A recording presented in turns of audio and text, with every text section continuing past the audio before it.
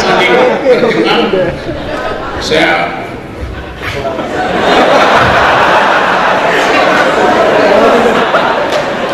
sekarang kita mengerti mengapa politik itu akhirnya dikuasai oleh suara perempuan, oleh mama. Bukan karena mereka cerewet, tapi karena kepekaan awal manusia datang dari rahim perempuan.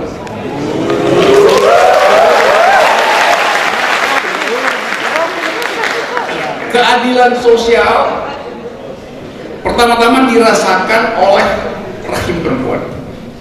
Rahim perempuan itu punya kemampuan divisibility, membagi dirinya tuh. Separuh nutrisinya dia mesti kasih pada bayinya, separuh buat dia. Jadi dari awal keadilan artinya memberi apa yang menjadi hak. Si bayi menuntut separuh. Bayangkan kalau perempuan rahimnya tidak mengerti tentang divisibility, kemampuan berbagi, maka bayinya pasti kekurangan gizi dengan akibat otaknya kecil mungkin 20%, sehingga tidak mungkin compete dengan otak yang lain. Nah, di situ logikanya mengapa hak perempuan terhadap kesehatan itu adalah prima facie sifatnya dibandingkan dengan infrastruktur. Yes. Karena APBN itu selalu ada trade off. APBN itu terbatas, atau milih beli susu untuk kesehatan bayi atau membeli aspal untuk infrastruktur. Cuman begitu aja. Kalau orang bilang, ah Pak Rocky nggak ngerti, kan bisa dua-duanya. Lo uangnya dari mana? Dua-duanya artinya separuh susu separuh aspal, dua-duanya mangkrak pasti. Jadi ada trade off di dalam ilmu ekonomi. Atau Anda pilih ini, atau Anda ini. Memilih ini berarti ini tidak bisa. Sekarang pertanyaannya adalah, saya katakan tadi bahwa balik lagi pada tesis Pak Rektor tadi, bahkan untuk menghasilkan otak normal secara fisiologis terpenuhi seluruh unsur saraf supaya otak itu tumbuh, cukup zat besi, cukup protein. Per hari ini setiap bayi yang lahir di Indonesia sudah dibebani 30 juta rupiah hutang. Ada yang bilang 17 juta, saya bilang coba kita pakai kurs yang paling konservatif aja, itu pasti 30 juta. Jadi Anda lihat, setiap bayi yang lahir sudah dibebani utang 30 juta. Beda dengan bayi di Arab Saudi, di Kuwait, begitu lahir dia justru langsung dapat 200 juta dari pemerintah untuk menjamin hidupnya 10 tahun per 10 tahun. Setiap bayi yang lahir langsung dapat 200 juta. Kalau kita, setiap bayi yang lahir menanggung beban 30 juta. Satu. Kedua, per hari ini ada 7 juta bayi di Indonesia mengalami stunting, nutritional stunting, kekurangan nutrisi. Sekarang bayangin, bayi ini kekurangan nutrisi artinya dalam formative years-nya 0 sampai 5 tahun misalnya balita, otaknya pasti menciut. Itu udah hukum alam. Kalau kekurangan gizi, ya udah otaknya tidak tumbuh normal. Jadi Anda lihat bayi per hari ini sudah kekurangan gizi, dalam 10 tahun ke depan mereka menjadi milenial. Sudah kekurangan gizi, berhutang lagi 20-30 juta. Apa? Adil nggak itu bagi rahim yang melahirkan? Rahim melahirkan menginginkan ada generasi yang bisa menghuni masa depan tanpa hutang. Ada generasi yang bisa menghuni masa depan dengan otak yang normal supaya bisa tumbuh ke atas jadi otak sehat. Itu tidak terjadi. Jadi kalau kita bertanya tadi, ada jalan tol yang bisa ditempuh 6 jam oleh presiden, pertanyaan saya, anak-anak ini ada di mana? Apa mereka akan melewati jalan tol itu? Sebagai pemilik perusahaan yang mondar-mandir antara Jakarta dan Solo misalnya, di atas mobil ber-AC, apa anak-anak ini nanti akan memanfaatkan jalan tol itu karena harus rapat di dalam mobil mengejar waktu? Mereka ada di jalan tol, tapi sebagai peminta-minta di pinggir jalan, karena nggak mampu kompetisi dengan anak sejenis di Filipina, Singapura, Vietnam, yang juga akan masuk ke Indonesia karena konsekuensi dari masyarakat ekonomi Asia, MEA. Mereka yang kekurangan gizi dari awal sekarang karena pemerintah memilih memberi aspal daripada memberi susu, tidak mungkin bersaing dengan lawyers Vietnam misalnya, karena akan terjadi pertukaran barang dan jasa ke depan. Jadi ini bukan soal yang sekedar headline, benar-benar menyangkut nasib generasi. Itu yang kita mesti paham, kecemasan kehidupan ini, kecemasan yang betul-betul real. Jadi saya ingin katakan ini di dalam upaya untuk menyamakan langkah, menyimbangkan pengetahuan bahwa Indonesia bisa lari lebih cepat dari sekarang.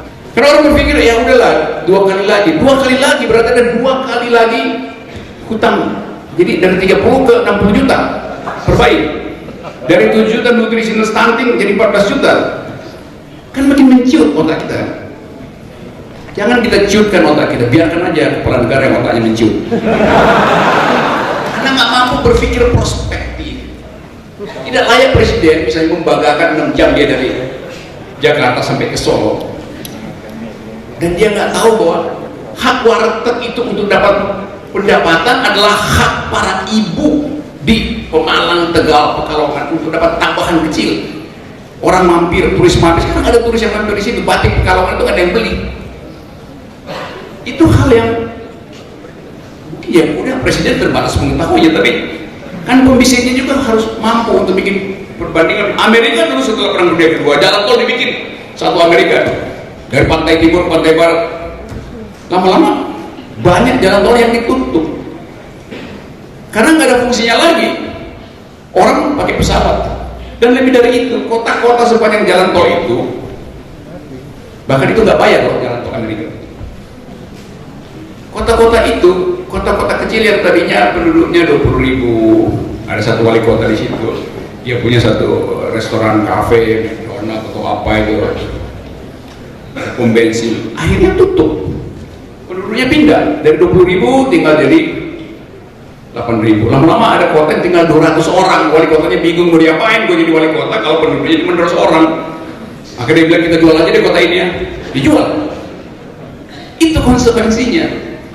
Jadi selalu kita mesti think the unthinkable, memikirkan yang tidak dipikirkan orang. Itu namanya berpikir atas, berpikir terbalik, berpikir kontras, berpikir untuk memungkinkan munculnya interpretasi baru.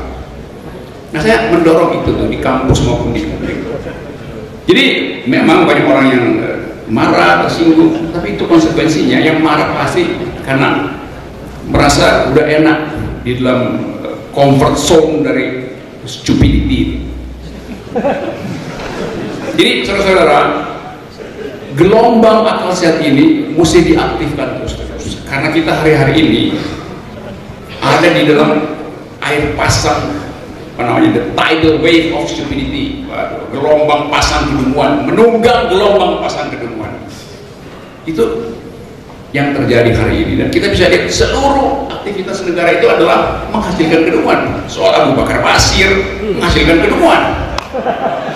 Nggak tahu apa proyek di belakang itu, nggak ada argumen, akhirnya dibully, akhirnya menyerah, akhirnya nggak tahu mau terangkan apa, karena nggak bisa menghitung variabel luar negeri, variabel diplomasi, hanya semata-mata untuk memaksakan menambal kapal yang lagi bocor. Maka Ustadz Abu Bakar Basir diajukan sebagai asuransi pada elektabilitas, nah, itu curang. Jadi begitu banyak perspektif yang membuat kita tahu bahwa sebetulnya memang kapalnya udah bocor, oleng, panik, tempel sana tempel sini. Kapal bocor itu gak bisa ditempel dengan salon pas, itu buat sakit kepala aja. Jadi sekali lagi, hanya mereka yang mampu untuk melihat masa depan dengan kemampuan visioner yang mampu membawa kapal ini kembali ke arah yang tepat, menuju pelabuhan yang tepat.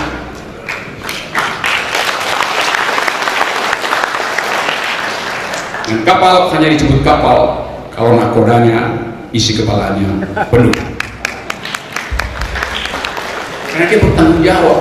Lain kalau cuma soal keluarga, ada soal. mau mampir di pulau ini kayak mau karena terseret arus terus terdampar di pulau iblis ya urusan lah.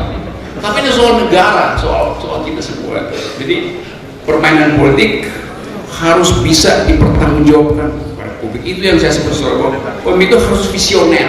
Visioner artinya berpikir ke depan dengan akal. Karena itu mestinya slogannya adalah pikir, bukan kerja.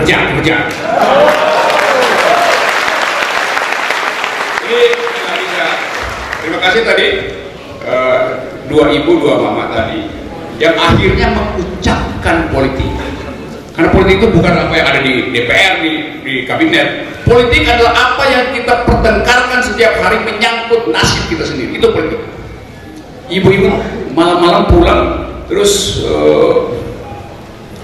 suaminya ASN atau suaminya yang di rumah istrinya ASN. Begitu istrinya sebagai ASN mulai mengeluh, Bapak nanti bagaimana tabungan kita ya, mampu nggak kita menabung untuk paling nggak anak kita lulus perguruan tinggi Muhammadiyah itu. Terus bapaknya mulai bilang, waduh jangan bicara itu bekas sekarang tuh, itu berarti mempersoalkan bahwa pemerintah kita nggak sanggup membiayai. Memang nggak sanggup, itu pembicaraan politik. Terus suaminya bilang, iya saya nggak bisa bicara karena saya ASN. Itu pembicaraan di kamar tidur kalau urusannya dengan politik yang dia kerjakan sehari-hari. Sekarang dilarang ASN berpolitik, padahal politik itu 24 jam. Orang bicara belanja itu politis karena mempersoalkan inflasi, mempersoalkan harga, itu adalah pembicaraan politis. Kan ajaib kalau ASN dibilang kalian pegawai negeri tidak boleh berpolitik. Kalian mahasiswa tidak boleh berpolitik, politik nggak boleh masuk kampus. Ngapain ada fakultas ilmu sosial dan politik? Jadi seringkali kebijakan itu dibuat tanpa pertimbangan aspek-aspek sosial. Sama seperti BPJS sekarang ada pertimbangan aspek sosial, sehingga dianggap bahwa dokter itu memang terikat pada sumpah Hippocrates. Tapi dokter nggak mungkin bekerja 24 jam melayani. Kalau dokter 24 jam pasiennya mati pasti, karena dokternya jahitnya itu pasti keliru. Kan dipaksa kerja dengan bayarannya berapa? 2.000 perak per pasien. Bagaimana? Dokter mau S2 dia nggak bisa nabung karena honornya kurang. Pemerintah berhutang lagi pada Muhammadiyah. Akibatnya adalah banyak betul dokter merasa bahwa ya udah obatnya terbatas, pelayanannya tidak bisa maksimal, dokter udah capek. Begitu dia bedah, dia suruh asistennya jahit habis sesar. Biasanya gimana Pak Dokter? Lapisan kulit kita mungkin ada 14 lapis, yang dijahit cuma 2 lapis pertama sama 2 lapis di atas, yang di tengah dibiarin infeksi hanya karena peralatan kurang, hanya obat terlambat datang karena BPJS belum bayar rumah sakit. Padahal rumah sakit itu hidup dari cash flow. Jadi mesti dipikirkan efeknya itu. Jangan sekedar pencitraan bahwa kami sudah menjamin kesehatan, iya, tapi tanpa analisis kritis, jaminan itu justru menyengsarakan pasien. Yang sekali lagi kritik saya adalah kritik metode, saya nggak kritik kedunguan pemimpin, saya kritik kedunguan public policy yang dilahirkan, dihasilkan oleh otak yang memang juga dungu. Terima kasih.